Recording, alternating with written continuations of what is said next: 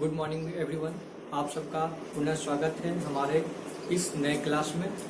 जैसा कि पिछले सी टेट के क्लास के स्टार्टिंग के क्रम में मैंने आपको पिछले 2 क्लास संपन्न करा चुका हूं, जिसमें मैंने बाल विकास की अवस्थाएं के बारे में पढ़ाना प्रारंभ किया था। तो जिसमें हमने शैशवावस्था और बाल्यावस्था के विषय में हम सब अध्ययन कर चुके। तो अब उसी क्रम में तीसरे चरण में पहुंचते हैं। तो आज हम सब किशोरावस्था की चर्चा करेंगे। किशोरावस्था, ये तीनों अवस्थाओं में किशोरावस्था अपने आप में बहुत ही महत्वपूर्ण अवस्था है। इसे शैशवावस्था का पूर्ण आरंभ भी कहा जाता है, क्योंकि जैसे शैशवावस्था में विकास, मानसिक और बौद्धिक विकास और शारीरिक विकास बहुत तीव्र गति से हो रही थी, उसी प्रकार ये किशोरावस्था में भी बहुत तीव्र गति से होती है और विकास की अवस्था पूर्णता तक पहुंच जाती है। यानी विकास पूर्णता तक पहुंच जाती है बहुत तेजी से। शारीरिक, मानसिक और सांवेगिक विकास बहुत ही तेजी से होता है इस अवस्था में। तो हम इसकी मुख्य विशेषताओं की चर्चा करेंगे और मैं आपको इस क्लास के बाद आपको इस नोट्स का PDF भी उपलब्ध करा दूंगा और इसलिए मैं मुख्य बातों को इसमें आपके साथ चर्चा करूंगा और जो आपके पेपर की दृष्टि से सबसे महत्वपूर्ण प्रश्न है उसी पे मैं ज़्यादा फोकस करूंगा और विस्तृत रूप से आपको PDF नोट्स के माध्यम से आपके ग्रुप में आपको सेंड कर दूंगा। तो मैं इसकी विशेषता को स्टार्ट करता हूं कि पहली विशेषता क्या है कि इसमें अमूर्त चिंतन की क्षमता है।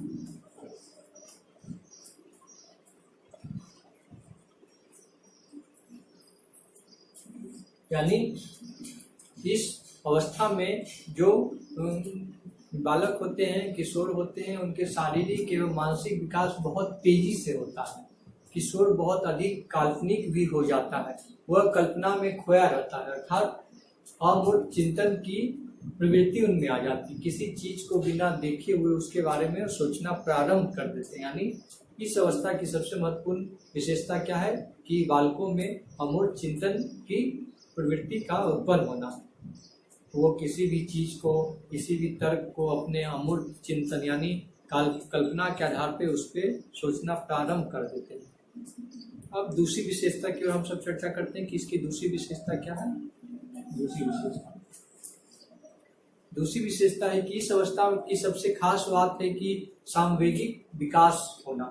सांवेगिक विकास यानी कहने का क्या तात्पर्य है कि किशोर में इस तरह के संवेग विकसित हो जाते हैं कि वो अस्थिरता, असमायोजन, मानसिक हीनता जैसे सांवेगिक समस्याएं पैदा हो जाती हैं। जैसे वो छोटी छोटी बातों को लेकर क्रोधित हो जाता है, बहुत जल्दी उत्साहित हो जाता है और किसी बात को लेकर बहुत ही जल्दी किसी बात को मान लेगा, किसी का विरोध कर देगा, किसी बातों का विद्रोह समाज में कर देगा, किसी के बातों को जल्दी नहीं मानना, असमायोजन करना, मानसिक हीनता और अस्थिरता जैसी उनमें सांवेगिक विकास होता है। यानी बहुत जल्दी वह रोने लगता है, बहुत जल्दी उत्साहित हो जाता है और बहुत जल्दी क्रोधित भी हो जाता है। अब हम अगले विशेषता की ओर चलते हैं। चौथी विशेषता यह है कि अगली विशेषता है कि वो अपने ग्रुप का, समूह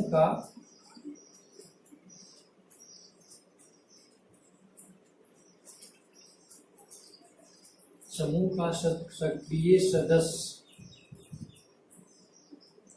जो उसके समवयस्क ग्रुप होते हैं उसके सक्रिय सदस्य वो बन जाता है और सामाजिक समूहों के संपर्क में आ जाता है। यानी किशोरावस्था में जो किशोर होते हैं वो अपने जो एज वाले ग्रुप होते हैं वो ग्रुप बना के उसके सक्रिय सदस्य बन जाते हैं और वो सामाजिक समूहों के संपर्क में आते हैं।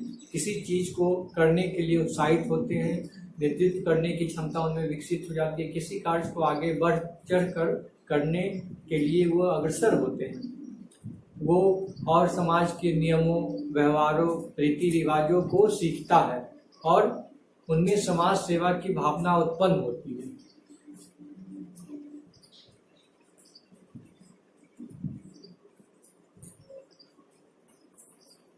समाज सेवा की भावना उनमें उत्पन्न होती है और किसी भी वो कार्यक्रम को बढ़ चढ़ कर करते हैं और उसमें अपनी भागीदारी को सुनिश्चित करते हैं। और जब भी वो किसी समूह का गठन करते हैं, अपने जो वयस्क ग्रुप जो होते हैं, जो समूह वो बनाते हैं, उसके सक्रिय सदस्य के रूप में किसी उत्सव का आयोजन करते हैं, उसमें भागीदारी लेते हैं और समाज के अनुरूप अपने व्यवहारों को प्रकट करते हैं। अब देखिए हम अगले विशेषता की ओर चलते हैं। तो अगली विशेषता क्या है?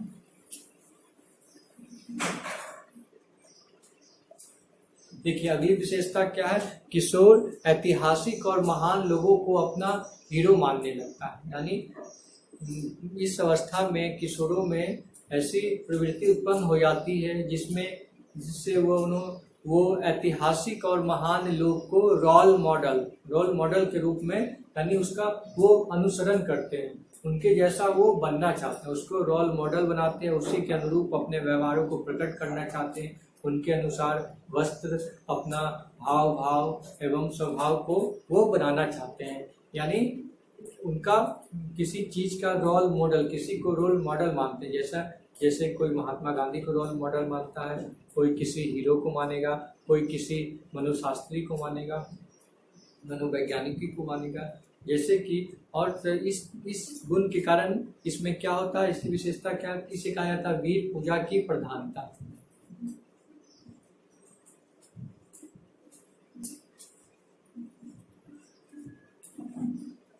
यानी इस अवस्था की ये भी सबसे महत्वपूर्ण विशेषता है कि वो वीर पूजा करते हैं, यानी ऐतिहासिक और महान लोगों को उनका अनुसरण करते हैं, उन्हें हीरो के रूप में मानते हैं, वह जैसा वो रहते हैं वैसा वो बनना चाहते हैं। इस काल को वीर पूजा का भी काल इस काल कहा जाता है। फिर अगले विशेषता की ओर हम चलते हैं। तो सहसावस्था की तरह इस अवस्था में भी काम प्रवृत्ति बहुत तीव्र होती है, इसलिए उनके घनिष्ठ व्यक्तित्व संबंध बन जाते हैं।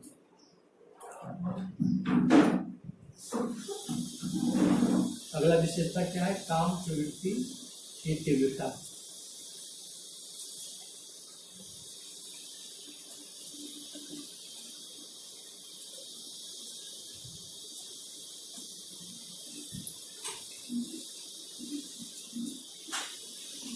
इस अवस्था में बालकों में काम प्रवृत्ति की तीव्रता होती है, जैसे शैशवावस्था में होता है, और यह अपने समवयस्क विषम लिंगी के प्रति आकर्षित होते हैं और वो उनसे घनिष्ठ संबंध बनाना चाहते हैं। अब हम अगली विशेषता की ओर चलते हैं।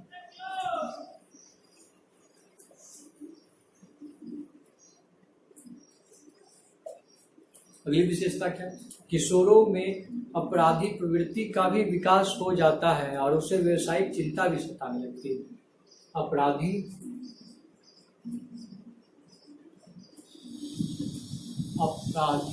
प्रवृत्ति,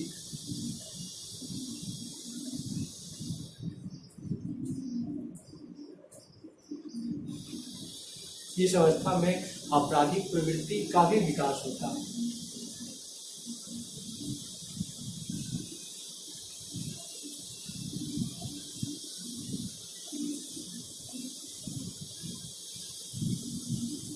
आपराधिक प्रवृत्ति का भी विकास होता है। और दूसरी विशेषता क्या है कि उन्हें व्यवसायिक चिंता भी सताने लगती है।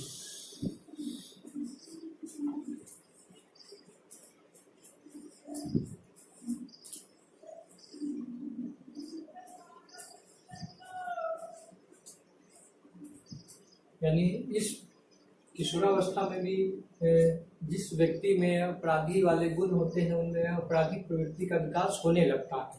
और अगली विशेषता क्या है कि व्यवसायिक चिंता, इस अवस्था से उन्हें व्यवसायिक चिंता सताने लगती है कि उन्हें भविष्य में क्या करना है, कैसे अपने आर्थिक जरूरतों को पूरा करना है। इसके लिए वो अपने व्यवसाय के प्रति चिंता करने लगते हैं कि हमें किस अनुरूप अपने व्यवसाय को बढ़ाना हो।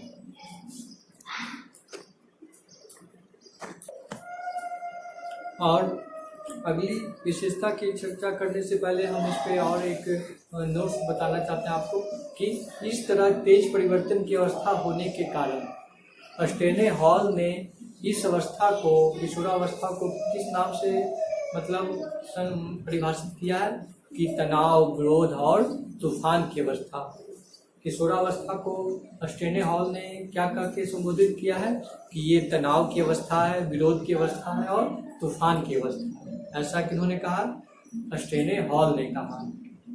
और अर्थात इसे एज ऑफ पॉवर्टी भी कहा जाता है।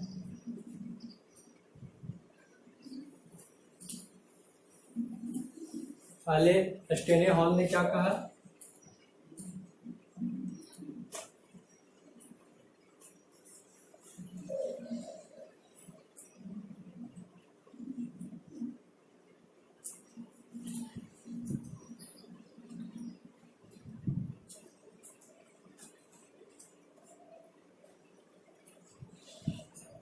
जो मनोवैज्ञानिक है स्टेनेल हॉल, उन्होंने इस अवस्था को क्या कहा? तनाव,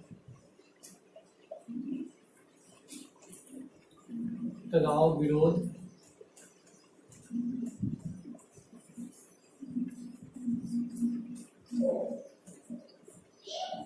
और तूफान।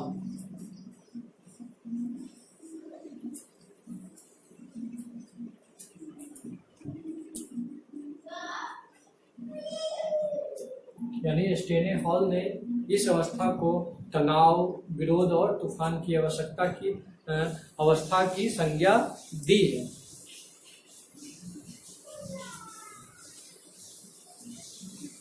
इसे दूसरे नामों से भी जाना जाता है, एज ऑफ पॉवर्टी।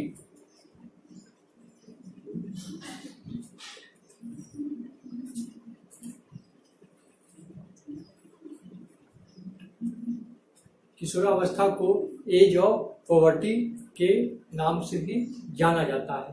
तो ये किशोरावस्था की मुख्य विशेषता हो गई, जो महत्वपूर्ण थी। उस विशेषता के बारे में हम लोग चर्चा किए हैं और आपको विस्तृत रूप से इसका PDF मैं आपके ग्रुप में सेंड कर दूंगा। ये हो गया।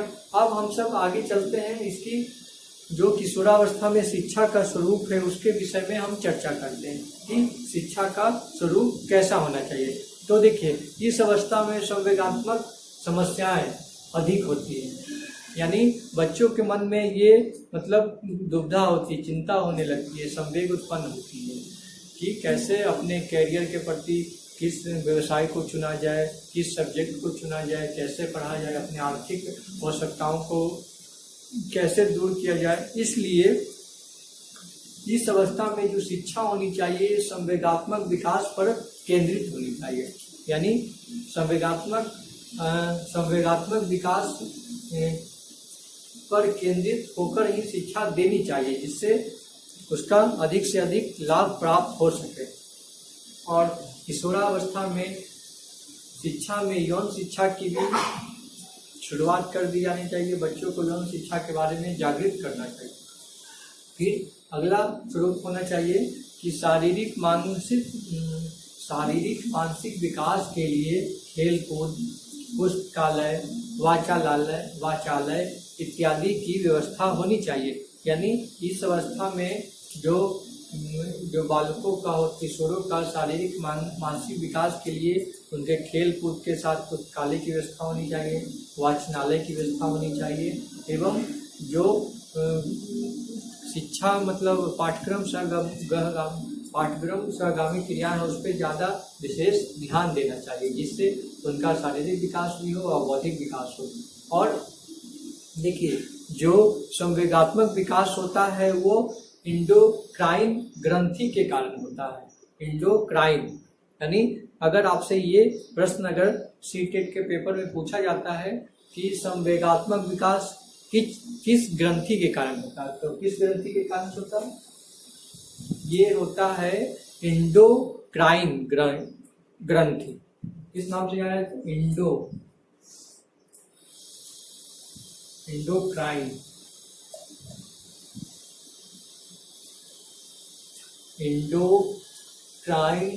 ग्लैंड।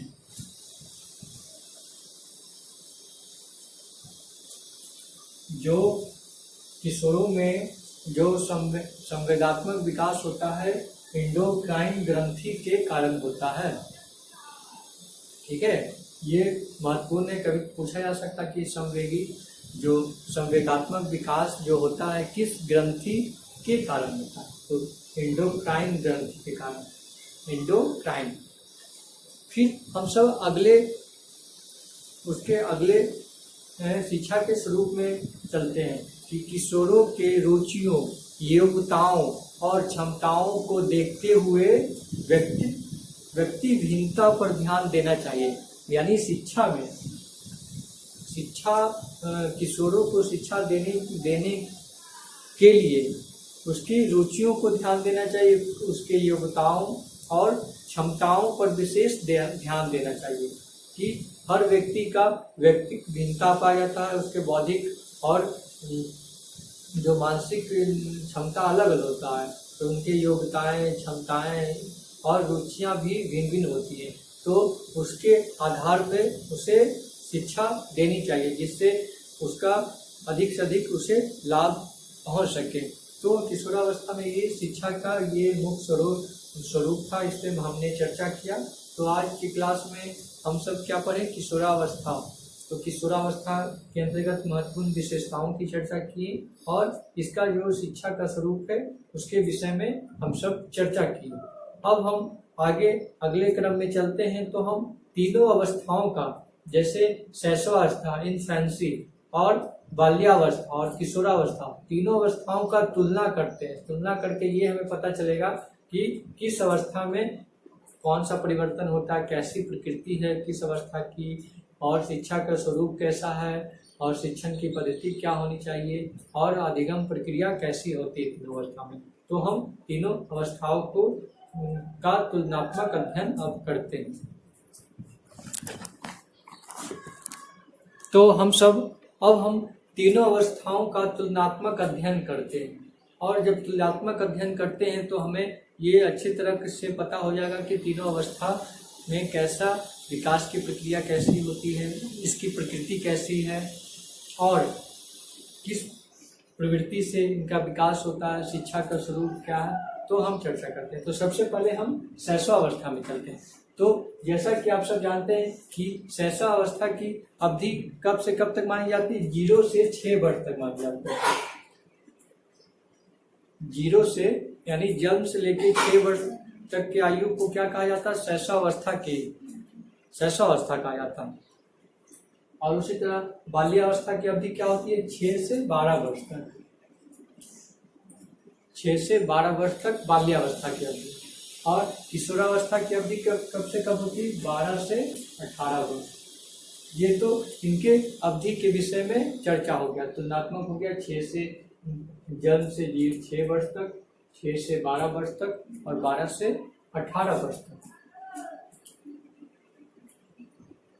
ठीक है, अब हम इसकी प्रकृति, नेचर के विषय में चर्चा करते हैं कि शैशवावस्था में विकास डेवलपमेंट का नेचर कैसा होता है, कैसे डेवलपमेंट करता है, बच्चों का विकास कैसे होता है शैशवावस्था में, बाल्यावस्था में। तो इसकी प्रकृति, विकास की प्रकृति कैसी होती है, तो शैशवावस्था में विकास की प्रवृत्ति घोड़े जैसी होती है।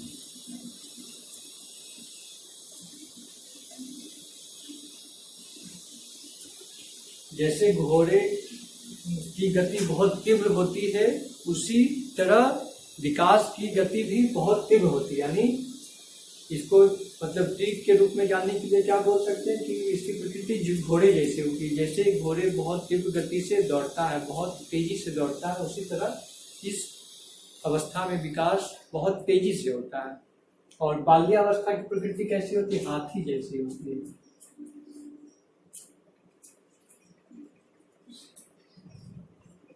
यानी बाल्यावस्था में जो जैसे हाथी उतना तेज नहीं दौड़ पाता जितना तेज घोड़ा दौड़ता है, तो इसी तरह इसका जो उपमा हाथी जैसे दिया गया। यानी हाथी के तरह, जैसे हाथी धीरे धीरे आगे की ओर बढ़ता है, दौड़ता है, उसी तरह बाल्यावस्था में विकास धीमे धीमे होता है, धीमे गति से होता है।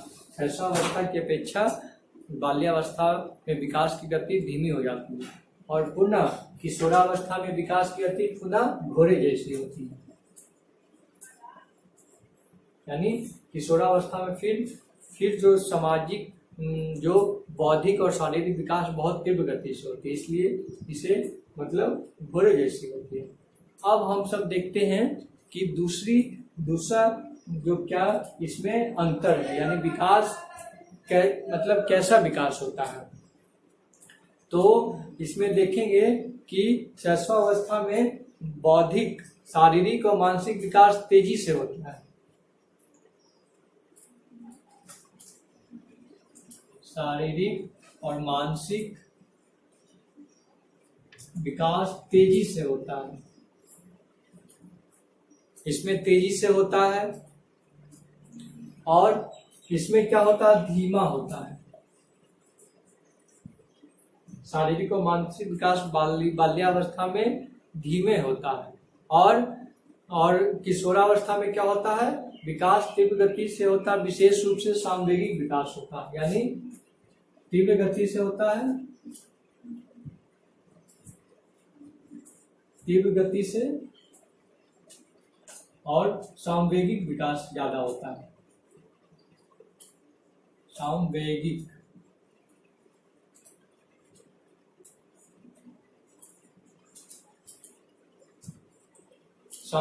विकास विशेष रूप से होता है।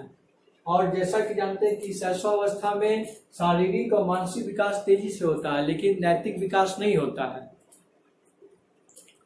और इसमें शारीरिक और मानसिक विकास जो बाल्यावस्था में मतलब धीमे ही होता है, धीमी गति से होती है, परंतु क्या होता है कि सामाजिक और नैतिक विकास शुरू हो जाता है बाल्यावस्था से ही जो बच्चों में जो सामाजिक और नैतिक विकास होता है वो शुरू हो जाता है। और किशोरावस्था में क्या होता है कि शारीरिक और मानसिक विकास तो तेजी से होता है और विशेष रूप से सामवेगिक विकास होता है किशोरावस्था में। अब हम चलते हैं कि इसमें कैसी प्रवृत्ति पाई जाती है शैशवावस्था में, इसमें और बाल्यावस्था में और किशोरावस्था में प्रवृत्ति, यानी बच्चों में कौन सी प्रवृत्ति पाई जाती है। तो शैशवावस्था में कौन सी प्रवृत्ति पाई जाती है, अनुकरण एवं दोहराने की प्रवृत्ति। अनुकरण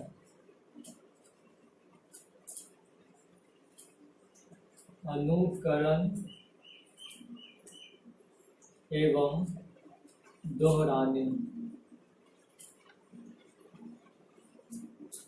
जो शैशवावस्था में जो प्रवृत्ति उत्पन्न होती है उसमें बच्चों में अनुकरण की प्रवृत्ति होती है और दोहराने की प्रवृत्ति। जैसा कि आप सब जानते हैं कि शैशवावस्था में बच्चे अपने बड़ों का अनुकरण करते हैं, परिवार के किन्हीं सदस्यों को देखकर अपने व्यवहार को उसी रूप में मतलब करते हैं, जैसे उनके बड़े परिवार के सदस्य करते हैं, उनके व्यवहार को देखकर वो अपने व्यवहार को उसी रूप में बना देते हैं। यानी उनमें अनुकरण की प्रवृत्ति उत्पन्न हो जाती है और दोहराने की प्रवृत्ति, यानी बच्चों को जो एक बार सिखा दिया जाता है वो अपने मन में अपने आप से दोहराते रहते हैं। तो ये दो प्रवृत्ति उत्पन्न हो जाती है। और देखिए बाल्यावस्था में किस तरह की प्रवृत्ति उत्पन्न होती है कि संग्रह की प्रवृत्ति। इसमें क्या होता है, संग्रह की प्रवृत्ति उत्पन्न हो जाती है। संग्रह की प्रवृत्ति का तात्पर्य क्या हुआ, किसी वस्तु किसी चीज को स्टोरेज करने की, संग्रह करने की, जमा करने की प्रवृत्ति होती है। और रचनात्मक प्रवृत्ति होती है, रचनात्मक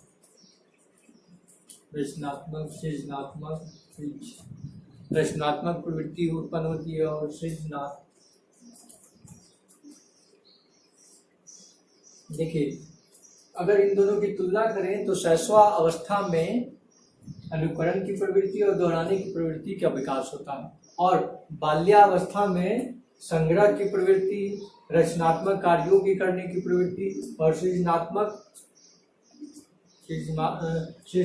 करने की प्रवृत्ति इसमें विकसित हो जाती है बाल्यावस्था में। और अब जब हम किशोरावस्था की चर्चा करें तो किशोरावस्था में क्या होता है कि वीर पूजा की प्रवृत्ति, वीर पूजा और घनिष्ठ मित्रता।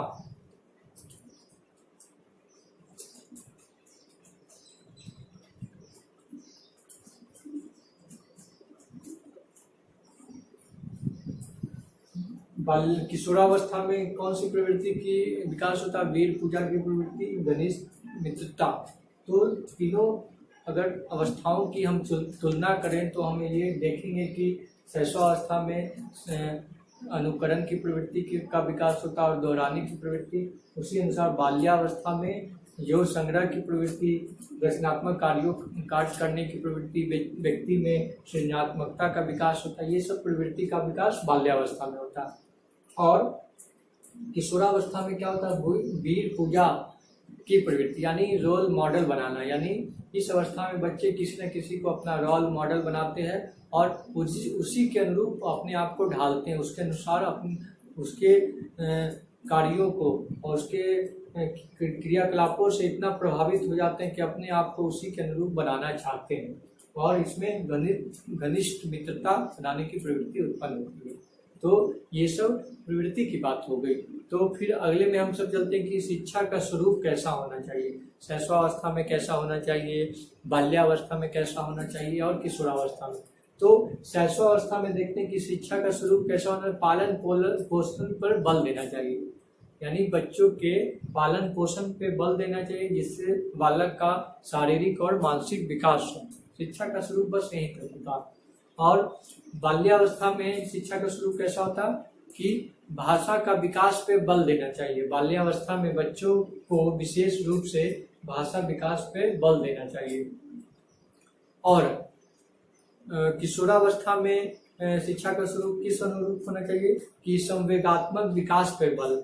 यानी किशोरावस्था में बच्चों के संवेगात्मक विकास पे अत्यधिक बल देना चाहिए, उसके अनुरूप उन्हें शिक्षा दी जानी चाहिए। तो ये तो हो गया शिक्षा के स्वरूप के आधार पर तुलनात्मक अंतर। अब हम शिक्षण की पद्धति, यानी किन किन पद्धतियों के द्वारा किन किन अवस्थाओं के बच्चों को अगर शिक्षण पद्धति का प्रयोग किया जाए तो उन्हें अधिक से अधिक लाभ हो, तो उस पर हम चर्चा करेंगे। तो शिक्षण की पद्धति में सबसे पहले हम शैशवावस्था की चर्चा करते हैं। तो शैशवावस्था में हम सब अनुकरण की विधि का प्रयोग करेंगे और कहानी विधि, यानी बच्चों को पढ़ाने के लिए अनुकरण विधि। अर्थात आप सब देखते हैं कि आधुनिक समय में, अभी वर्तमान समय में जो प्ले स्कूल होते हैं उनमें बच्चों को अनुकरण विधि के द्वारा पढ़ाया जाता है। यानी जो शिक्षक होते हैं बच्चों को के सामने खड़े होके वो कुछ बोलते हैं, फिर बच्चों को कहते हैं कि उसी हमारे पीछे पीछे आप अनुकरण करें। यानी हम एक बार बोलते हैं फिर आप हमारे पीछे हम जो बोल रहे हैं उसको दोहराइए, यानी उसका अनुकरण करिए। यानी उस पद्धति को बच्चों को पढ़ाते हैं। और कहानी विधि, यानी बच्चों को कहानी के माध्यम से सामाजिक और नैतिक शिक्षा देने का प्रयास किया जाता है, जिससे बच्चे रुचिपूर्ण रूप से कहानी सुनते हैं और वो उनका अधिगम में लाभ होता है। यानी शैशवावस्था में दो पद्धति का प्रयोग कर सकते हैं, अनुकरण पद्धति और कहानी विधि। अनुकरण विधि और कहानी विधि। अब हम बाल्यावस्था पे चर्चा करते हैं कि बाल्यावस्था में किस पद्धति का प्रयोग किया जा सकता है शिक्षण पद्धति का। तो इसमें सामूहिक खेल विधि के द्वारा, बाल्यावस्था में सामूहिक खेल विधि के द्वारा, सृजनात्मकता और सामूहिक खेल विधि के द्वारा किसी चीज को सृजनात्मक रूप से प्रस्तुत करके और बच्चों में सामूहिक खेल की विधि से उसमें उनको शिक्षित किया जा सकता है। ये महत्वपूर्ण विधि है।